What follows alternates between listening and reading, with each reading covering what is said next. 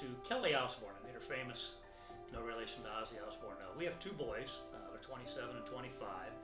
CJ works for Timken Steels, and my youngest son Kyle, the college graduate, works for the Starbucks Corporation.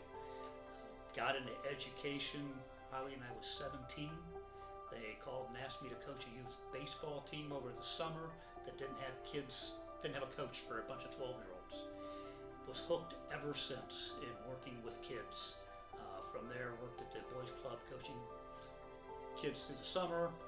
Went to college, played a couple years of college basketball, graduated from Kent State, got a master's in National University, and I've been involved for 35 years in education.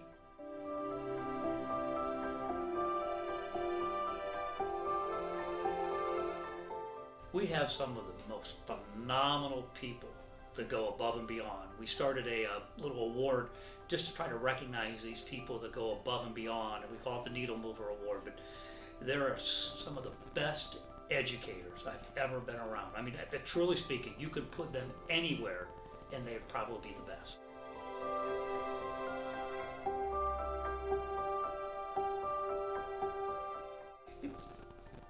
Looking to go through the concern by where am I missing people? Since I started here, we have a Facebook page now that wasn't here before. I really went a long way in updating the website and making sure our programs are on there, pictures of students engaged in their programs, and getting those pieces out in front of people, because to me that's what I thought was the most important thing. What are our kids doing? What are they learning? And who's being part of all of this? So when people tell me that we're missing something, then obviously we're missing something. So getting those areas where are we missing, and what else do they want to hear, or what do they need to hear, and looking to get answers to those people so they understand what we're doing here at Chippewa, how we're preparing our students to be 21st century learners in a 21st century world. So when they get out of high school, they are college and or career ready, wherever they want to go. I have one of each. I have one that's in a career field, spent a semester in college, hated it. I have one that's a college graduate. I understand that they want different things in each kid, and we try to find programs and our teachers to address those concerns. But if we're missing things, if somebody goes, hey, well, we should know about this, I want to know what this is and how do I get this to them.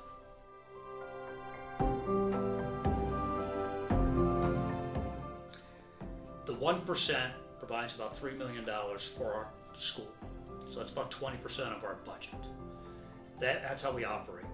Our programs, extracurricular, co-curricular, every class is probably touched by that $3 million in some way, shape, or form, whether it's paying for the teacher, the aide, or the Chromebook. We're a one-to-one school. That's where that money comes from. That's exactly where it's from. And so it's nearly impossible for us to operate without it. All right, so the 1% was voted in 2007. So somewhere along the line, they tried, the community decided, probably the leadership here in the school district, to get away from property taxes more to an income tax. So it's been renewed a couple times since then, 2012, 2017, for up for that same renewal.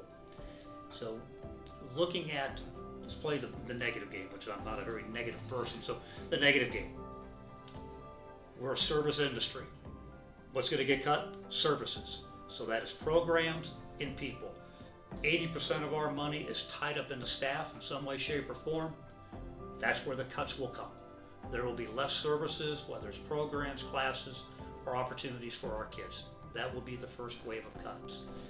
Other options for things to be cut: transportation. State law says K-8 only, and anything outside of 2 miles from the school.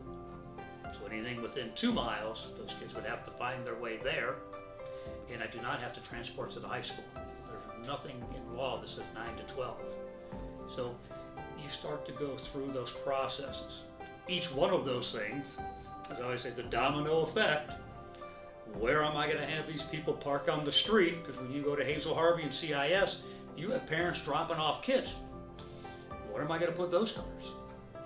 They add it into the parking lot. We have big events from time to time, and our parking lots are filled. I don't have a place for those cars, and so each solution may create a different problem, and that's what we're trying to work through. Is where could we possibly bring money to the table? Are there other options out there? And what we do. If it passes, more business as usual